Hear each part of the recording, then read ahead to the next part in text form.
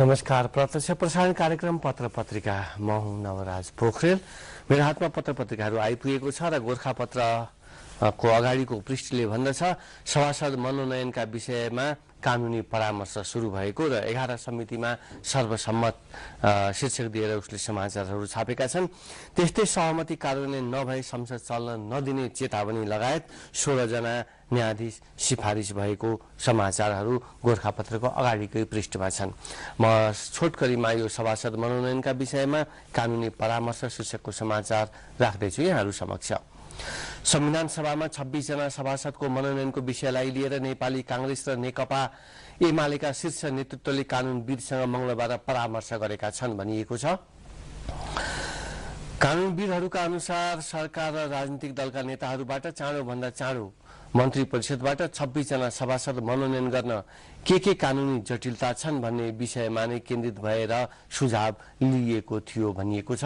प्रधानमन्त्री सुशील कोइरालाको सरकारी निवास बालुवाटारमा लिएको परामर्शमा नेपाल बार एसोसिएसनका अध्यक्ष करी कृष्ण कार्की, डेमोक्रेटिक लयर्स एसोसिएसनका अध्यक्ष गोपाल घिमिरे र महान्यायाधिवक्ता बाबुराम कुमार हुनुहुन्थ्यो भनेर भनिएको छ। 11 समिति सर्वसम्मत भएको समाचार पनि गोरखापत्रले छापेको छ र यस समाचारमा भनिएको छ व्यवस्थापिका संसदको 12 समितिका सभापति मध्ये 11 समितिमा सर्वसम्मत भएको छ। मंगलबार साँझ प्रकाशन गरेको अन्तिम नामावली अनुसार अर्थमा प्रकाशजङ ज्वाला, अन्तर्राष्ट्रिय सम्बन्ध तथा श्रममा प्रभु शाह, उद्योग वाणिज्य तथा उपभोक्ता हित सम्बन्धमा भीष्मराज आङदम्बे र सामाजिक न्याय तथा मानव अधिकार समितिमा सुशील कुमार श्रेष्ठको मात्रै उम्मेदवारी परेको छ भनेर भनिएको छ र 11 समितिमा 12 मध्ये 11 समितिमा सर्वसम्मत भएको समाचार यहाँ छापिएको छ। र यसैगरी प्रधानमन्त्री उद्धार कोषमा 26 करोड भन्ने शीर्षकमा छापिएको समाचारमा उद्धार मन भएका व्यक्ति तथा संस्थाहरूले हालै गरेको बाढी र पहिरो पीडितलाई राहत सहयोग प्रदान गर्ने उद्देश्यले प्रधानमन्त्री दैवी प्रकोप उद्धार कोषमा हालसम्म करिब 26 करोड रुपियाँ प्रदान गरेका छन् भनेर भनिएको छ। राजधानी लेख्दछ संवैधानिक अदालतबारे न्यायाधीश नै विभाजित भनेर समाचारमा भनिएको छ। नयाँ संविधानमा संवैधानिक अदालतको व्यवस्था राख्ने कि नराख्ने भन्ने विषयमा सर्वोच्च अदालतकै न्यायाधीशहरू विभाजित भएका छन्। संविधान सभाको संवैधानिक राजनीतिक संवाद तथा सहमति समितिले मंगलबार आयोजना गरेको परामर्शमा संवैधानिक अदालतबारे सर्वोच्चकै न्यायाधीशहरू दुई ध्रुवमा खडा भएका छन् भनेर भनिएको छ। भट्टराईले खोले समानान्तर हेडक्वार्टर भनेर छापिएको अर्को समाचारमा एकीकृत नेकपा माओवादी नेता डाक्टर बाबुराम भट्टराईले समानान्तर हेडक्वार्टर सञ्चालनका लागि सम्पर्क कार्यालय सञ्चालनमा ल्याएका छन्। काठमाडौँ महानगरपालिकाका 35 स्थित 3 कुनेमा उनले पेन्टागन कलेजकै आडमा कार्यालय सञ्चालनमा ल्याएका हुन् भनेर भनिएको छ। भने रकम असुलीमा डीएसपी पण्डितमाथि छानबिन भनेर छापिएको अर्को समाचारमा जिल्ला प्रहरी कार्यालय कैलालीका प्रहरी नायब उपरीक्षक डीएसपी र एक असैले प्रहरी आचरण विपरीत रकम असुली तथा अन्य अनियमितता गरेको भन्दै छानबिन सुरु भएको छ। डीएसपी खरेल पण्डित र असै मदन सिंह धामीले विभिन्न व्यक्तिबाट रकम असुली लगायत अन्य अनियमितता गरेको उजुरी परेपछि आन्तरिक अनुसन्धान अघि बढाइएको प्रहरीले जनाएको छ। विस्फोटक पदार्थमा उत्पादन बढाउने सेनाको योजना भनेर छापिएको अर्को समाचारमा विकास निर्माणमा आवश्यक पर्ने विस्फोटक पदार्थ नेपाली सेनाले आफैले उत्पादन गर्ने भएको छ।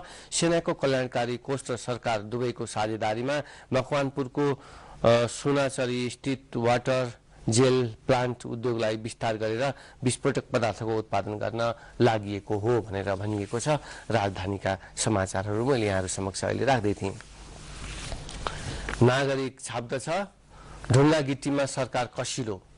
सरकारले चुरे क्षेत्र संरक्षण अभियानमा भाँजो हाल्ने गरी ढुङ्गा गिट्टीको कृत्रिम अभाव सिर्जना, आपूर्तिमा अवरोध र मूल्य वृद्धि गरी कालोबजारी गर्ने व्यवसायीलाई तत्काल हदैसम्म कारबाही गर्न निर्देशन दिएको छ।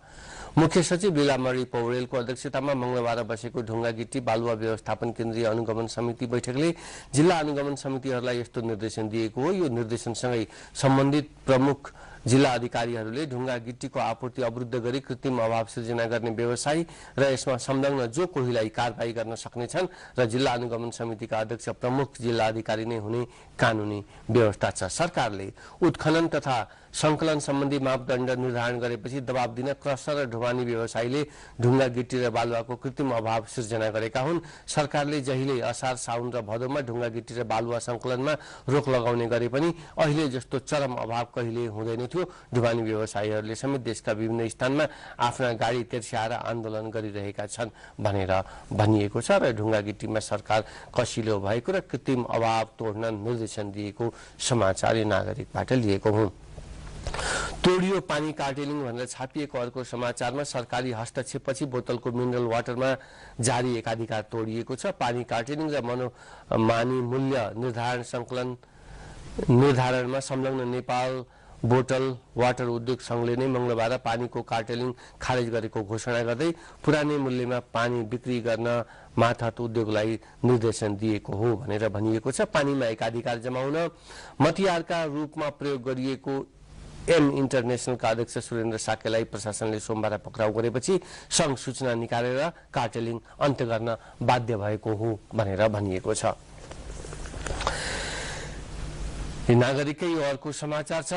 अवैध कामदार अर्को सातादेखि फर्काइदै भनेर र समाचारमा भनिएको छ। मलेसियामा अवैध रूपमा बसिरहेका नेपाली कामदारलाई सरकारले आगामी सातादेखि स्वदेश फर्काउने भएको छ। अवैधानिक रूपमा मलेसियामा काम गरिरहेकाहरू कुनै पनि बेला पक्राउ पर्न सक्ने हुँदा नेपाली दूतावासले कोपरासी इमिग्रेसन मलेसिया बरहाट र नेपाली व्यवसायीहरूको समन्वयमा स्वदेश फर्काउन लागेको हो। मलेसियामा सरकारले गैर कानुनी रूपमा बसेको भन्दै पक्राउ गरी जेल हालेका नेपालीलाई पनि चरणबद्ध रूपमा उद्धार गरिने भएको छ भनेर भनिएको छ। यो थियो नागरिकको समाचार। हामीसँग अरू पनि यो पत्र पत्रिकाका समाचारहरू बाँकी नै छन्। त्योभन्दा पहिले लिँदैछौँ छोटो विश्राम।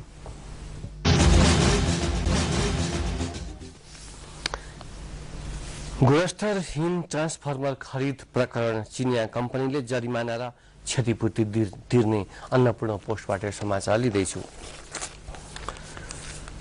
बहुचर्चित ट्रान्सफर घोटाला काण्डमा मुख्य आपूर्तिकर्ता चीनको जेके ग्रुप होल्डिङ कम्पनी लिमिटेडले दोस्रो पटक आपूर्ति गरेको सामान पनि गुणस्तरहीन पाइएपछि विद्युत प्राधिकरणलाई 3.5 करोड रुपियाँ क्षतिपूर्ति तथा जरिमाना तिर्न राजी भएको छ भनेर भनिएको छ। कम्पनीले गत जुलाई 21 मा प्राधिकरणलाई पत्र पठाई प्राधिकरणले तोकेको क्षतिपूर्ति तथा जरिमाना बिहोर्ने जनाएको हो र प्राधिकरणले 4 गुना जरिमाना तथा क्षतिपूर्ति गरी उक्त कम्पनीबाट 1 करोड 72 लाख असुल गर्नुपर्ने देखिएको छ भनेर भनेको छ। यसबाहेक उक्त कम्पनीले दोहोरो भन्सार बापत प्राधिकरणले तिरेको 1 करोड 82 लाख रुपियाँ पनि ठेकेदारबाट असुल गर्ने भएको छ भनेर भनिएको छ। जेके होल्डिङको प्रस्ताव उप हामीले हिसाब गरेर हेर्दा 1,77,000 अमेरिकी डलर तिर्नुपर्ने देखिन्थ्यो। प्राधिकरणका निमित्त कार्यकारी निर्देशक रामचन्द्र पौडेलले भने ऊ भन्सार बापतको 1 करोड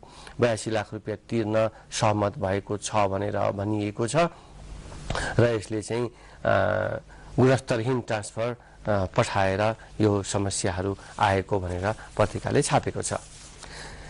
त्यसैगरी अन्नपूर्ण पोस्टकै अर्थतन्त्र पृष्ठमा शेयर कब्जा गर्दै ठूला लगानीकर्ता भनेर छापेको समाचारमा भनिएको छ। ठूला लगानीकर्ताले सानासँग भएका शेयरको भाउ उच्च मूल्यले घटाएर किन्दै कर्नरिङ गर्न थालेका छन्। बजार तल झरेपछि साना लगानीकर्ता निकै डराएका छन्। सानाले जति भाउ पाए पनि बिक्री गर्न थालेका र सोही सस्ता शेयर बजारका केही सीमित ठूला खेलाडीले किनिरहेको ब्रोकरहरूले बताएका छन् भनेर भनिएको छ। दैनिक कारोबार रकम उच्च हुनुले बजारमा शेयरको माग अधिक रहेको पुष्टि हुन्छ।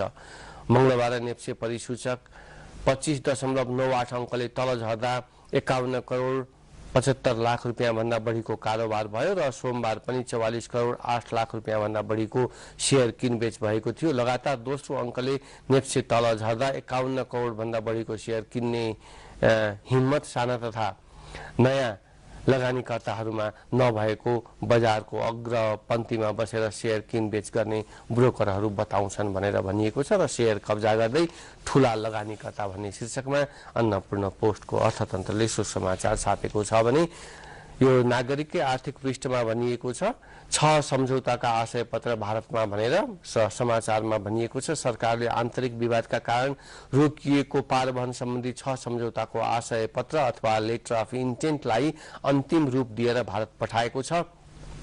विशाखापट्टनम नयाँ बन्दरगाह मार्फत आयात निर्यात गर्दा सामान बोकेका कन्टेनरमा अतिरिक्त ताला लगाउनु पर्ने भारतको प्रस्तावमा सहमति जनाएर आशय पत्र पठाएको हो भनेर भनिएको छ। त्यसैगरी नेपाल समाचार पत्र लेख्दछ मलेसियामा 4 लाख नेपाली कामदार अवैध हुँदै भनेर र यो समाचारको छोटो विवरण मैले यस अघिको पत्रिकाबाट पनि राखेको थिएँ। रोजगारीको सिलसिलामा मलेसिया पुगेका 8 लाख कामदार मध्ये 4 लाख नेपाली कामदार अबको 5 महिनापछि अवैध हुने सम्भावना बढेर गएको छ। हाल मलेसियामा रहेको नेपाली मध्ये 4 लाख कामदारको राहदानी हस्तलिखित भएको र उक्त राजधानीको समय सीमा अगाडि डिसेम्बरबाट सकिने भएकाले ती कामदारहरू अवैध हुने भएका हुन् भनेर भनिएको छ। सन् 2015 को जनवरी 1 बाट संसारभर हस्तलिखित पासपोर्ट प्रयोगमा ल्याउन नपाइने भएकाले हस्तलिखित पासपोर्ट बोकेर मलेसिया पुगेका कामदार चिन्तित बनेका छन् भनेर भनिएको छ। त्यसैगरी इबोला बारे अझै पनि हेल्थ चेकरै विमानस्थलको डेस्क नाम मात्रको भनेर छापिएको समाचारमा विश्वले नै अत्यन्तै खतरा रोगको रूपमा पहिचान गरेको इबोला भाइरसका विषयमा नेपाल सरकारले आर्थिक अवस्था कमजोर छ भन्दै लाचारी पनि देखाउँदा नेपाल ठूलो महामारीको शिकार बन्न सक्ने बताउँदै स्वास्थ्य विज्ञहरूले चिन्ता व्यक्त गर्न थालेका छन्। नेपाल सरकारसँग इबोला भाइरस नियन्त्रणका बारेमा जानकार विशेषज्ञ उपकरण पैसा कुनै पनि कुरा छैन। सरकारसँग व्यवस्था गर्ने क्षमता नै नभएको र स्वास्थ्य मन्त्रालयमा सचिवको समेत अभाव भइरहेको वरिष्ठ चिकित्सकहरूको ठम्याइ छ। यस्तो अवस्थामा विश्व स्वास्थ्य संगठनसँग दक्ष विशेषज्ञ र उपकरण माग गरी उनीहरूसँगको समन्वयमा हेल्थ डेस्क सञ्चालन गर्ने सुझाव दिन्छन्। घानामा केही व्यक्ति इबोला भाइरस का प्रभावित देखिन साथ विश्व स्वास्थ्य संगठनले स्वास्थ्य विज्ञ र उपकरणहरूको व्यवस्था गरिसकेको छ भनेर भनिएको छ। तर इबोला बारे अझै पनि हेल्थ चेकराई जारी नै छ नेपालमा भनेर यो नेपाल समाचार पत्रले समाचार छापेको छ।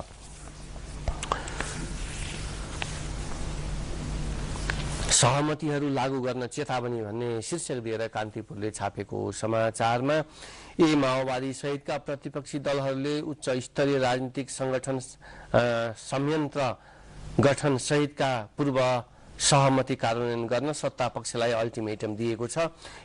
माओवादी अध्यक्ष पुष्पकमल दाहालले मंगलबार सदनमा शान्ति प्रक्रियामा बाँकी भएका काम पूरा गरी नयाँ संविधान निर्माणको वातावरण बनाउनु पर्नेमा सत्ता पक्ष उल्टो बाटोमा लागेको आरोप लगाउँदै आगामी बैठक अघि नै सत्ता पक्षले पूर्व सहमति पालना नगरे संसद चल्न नदिने चेतावनी दिएका हुन् र संसदको अर्को बैठक शुक्रबार डाकिएको छ भनेर भनिएको छ।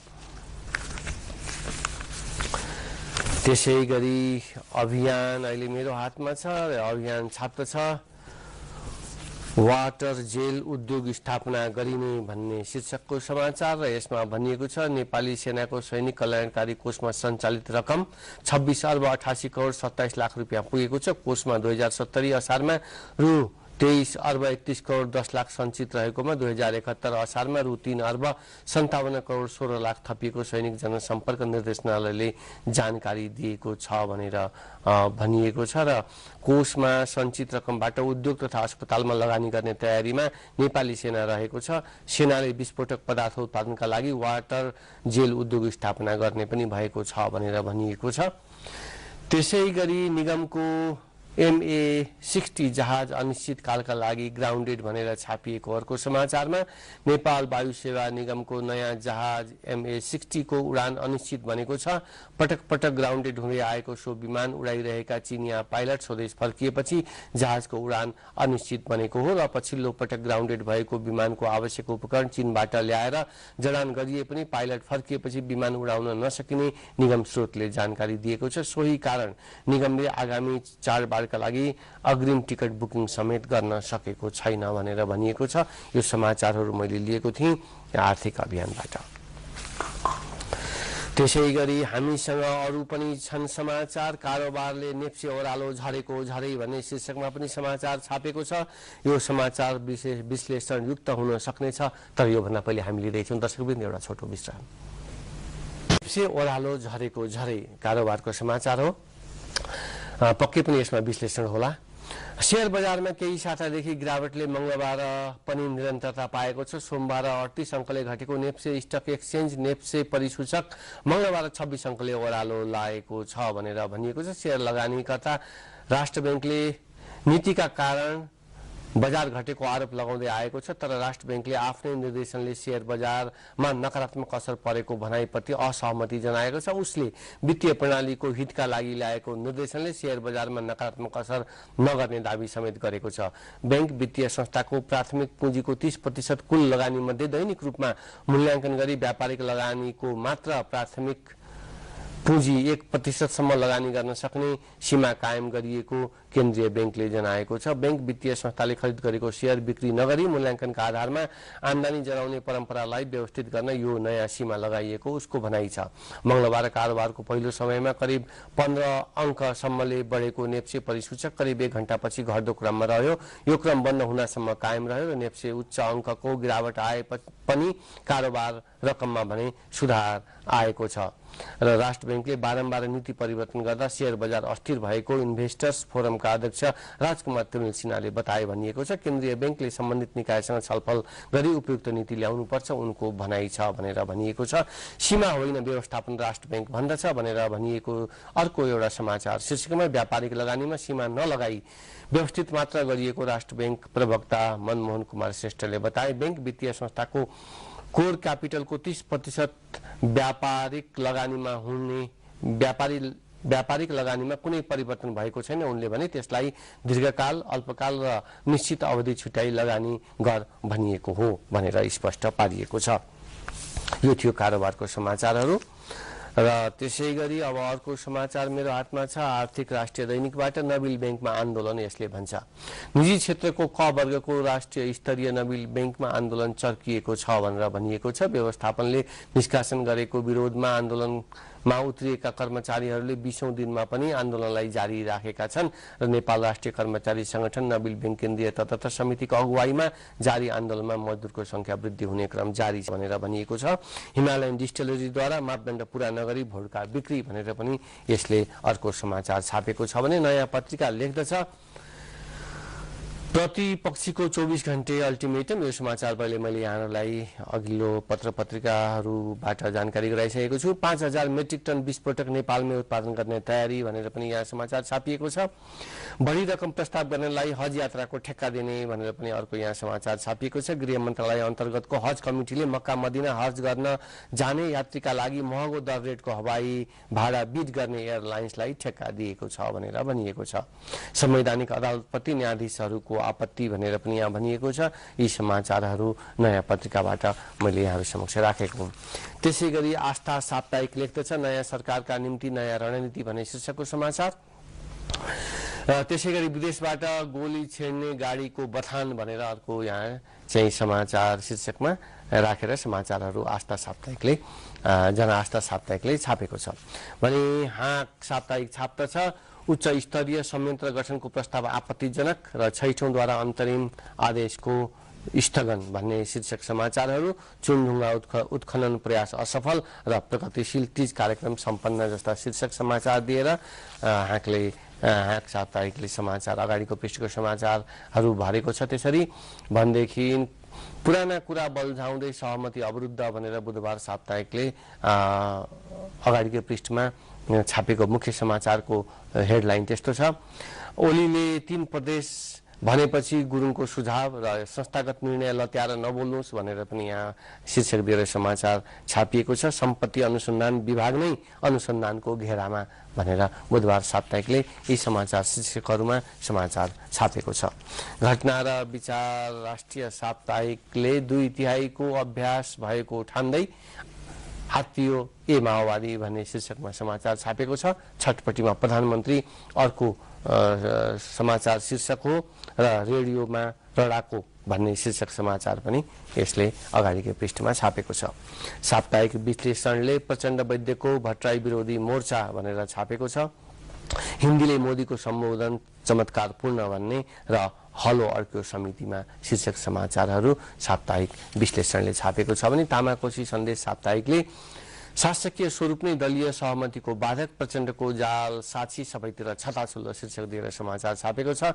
3 दलबीच बालुवाटारमा हानाथाप अर्को समाचार शीर्षक र कृषि बैंकमा युनियनद्वारा अध्यक्ष तथा सीईओ को राजीनामा माग भन्ने समाचार शीर्षकहरू छापेर तामाकोशी साप्ताहिकले समाचारहरू सम्प्रेषण गरेको छ पत्रिका मार्फत। पत्र पत्रिकाको यो समय अहिलेलाई सकिएको छ। भोलि फेरि आजकै समयमा उपस्थित भएर भोलि पत्र पत्रिकाका ताजा समाचारबारे हामी यहाँलाई जानकारी गराउँछौँ। आज